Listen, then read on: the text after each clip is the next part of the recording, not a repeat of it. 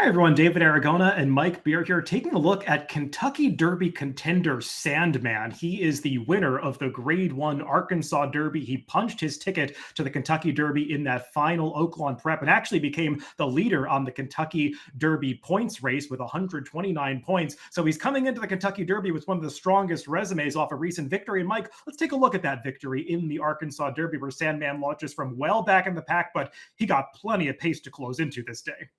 Yeah, I mean, you'd have to start analyzing this race just by noting the fact that he had a fast duel in front of him. This race set up perfectly for this horse. You see him sort of shying away from that left-handed whip there a couple of times in the stretch, which, I guess you don't love to see. But the nice thing about Sandman, David, is he's shown potential from the start, and I feel like you always had the idea surrounding him that longer distances, mile and a quarter, not going to be an issue for this horse. It's just all about trip and pace for him.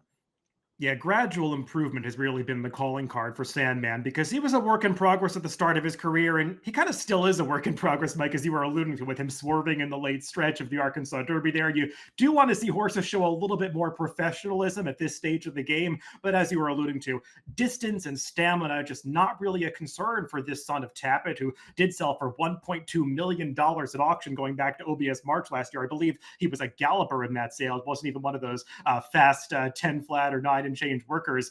So a horse that has always had this profile to go these longer distances, and he definitely fits that bill, Mike. But I think the key with Sandman is trip and how you think he's going to be able to negotiate the 20-horse field of the Kentucky Derby. Yeah, it's always a question. These kinds of horses are at the mercy of more tactical rivals who can just pull better trips in their races. Sandman doesn't have a lot of speed. He's not always great from the gate. We saw that, sort of rear up and really work against him in the Southwest back at the end of January, where just broke horribly from the gate and was left with too much to do. But really the key for this horse is, and you can't always count on the Derby to be a fast-paced race anymore. It used to be almost a given that they were going to go fast in the Derby. That's not a given anymore. And this horse is going to need something to run at in this stretch, but he's as talented as anyone, David. He really is. He's going to be finishing at the end. It's just a matter of him getting that pace and kind of getting out of his own way and finally dialing in and racing in a focused manner all the way to the finish line, because that sometimes is an issue for Sandman running a complete race.